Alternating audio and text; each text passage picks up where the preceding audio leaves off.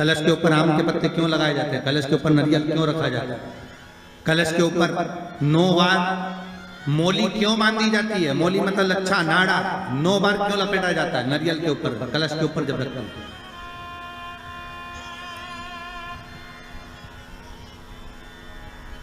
कलश के ऊपर जब जब श्रीफल रखाता है, नारियल रखाता है, तो उस पर 5 बार 7 बार मोली नहीं लपेटी जाएगी, तो 9 ही बार लपेटी जाएगी। 5 या 7 बार लपेटते हैं तो कहते हैं कि लक्ष्मी की छिन्नता होती है, और वो 9 बार लपेटी जाती है तो भरपूर लक्ष्मी का भंडार भरती है।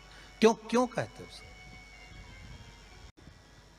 भगवान कुंभ का निर्माण कर रहे हैं, भगवान कलश का निर्माण कर रहे हैं, और भगवान स्वयं ब्रह्मदेव कर रहे हैं कि आप ऐसा निर्माण कर दो जिसमें 33 कोटि देवता स्वतः विराजमान हो जाए। तो भगवान ने उस कलश का निर्माण कर दिया।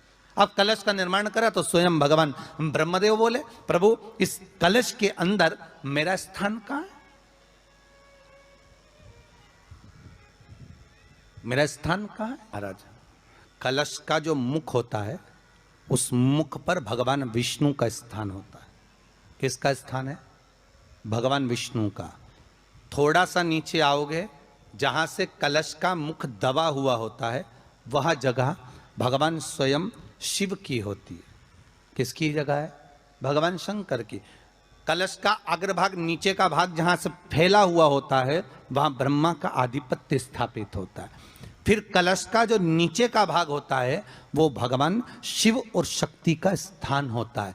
कलश के बाहरी भाग में, जहां पर बाहर का हिस्सा होता है, उस कलश के बाहरी भाग में 33 कोटि देवताओं को भगवान शंकर ने लाकर विराजमान किया होता है। महाराज, भगवान शंकर 33 कोटि देवताओं को निमंत्रण देकर उस कलश में विराजमान कर दिया। नवरात्रे में, शारदीय नवरात्रे में, आषाढ़ी नवरात्रे में, आदिक पौष नवरात्रे में हम शंकर की, हम जगत जननी जगदम्बा की जब स्थापना करते हैं, या हम नूतन घर का प्रवेश करते हैं, या गणेश जी की स्थापना करते हैं, या कोई दुकान को प्रवेश करते हैं, या कोई शुभ कार्य करने के लिए अग्रण्य होते हैं, तो हम कलश की स्थापना क्यों करते हैं? आज शिव महापुराण में शुरुआत में अपन शिव और पार्वती की यही संवाद को लेकर चलते हैं कि कलश में ऐसा क्या है?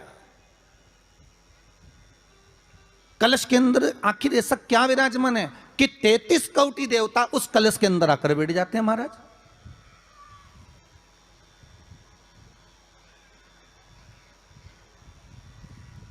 आप कोई यज्ञ करने जा रहे हो, आप कोई पोथी पुराण करने जा रहे हो, आप कोई अच्छा कार्य करने जा रहे हो, तो ब्राह्मण देवता कह देते कलश की स्थापना होगी, कलश की शोभा यात्रा निकलेगी, कलश यात्रा निकलेगी, कलश विराजमान होगा।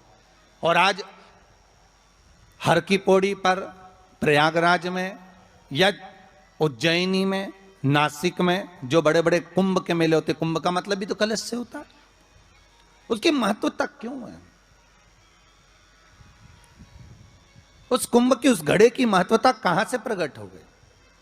शिव महापुराण की कथा कहती है महाराज, भगवान औघड़दानी शंकर स्वयं आद्य शक्ति जगदम्बा से कहते हैं कि जगदम्बा तू क्या चाहती है बोल। तो जगत जननी जगदम्बा कहती है कि जहां मैं हूं वहां शंकर है, ये आपने कह दिया, पर जहां शंकर है वहां पार्वती का होना जरूरी है। उसके लिए सिद्ध करने के लिए एक स्थान ऐसा बनाया जाए जहां पर शंकर विराजमान है और शंकर के साथ पार्वती विराजमान है। तो शिव जी ने कहा, पार्वती उसके लिए मैं तुझे एक सुंदर कलश का निर्माण कर देता हूं।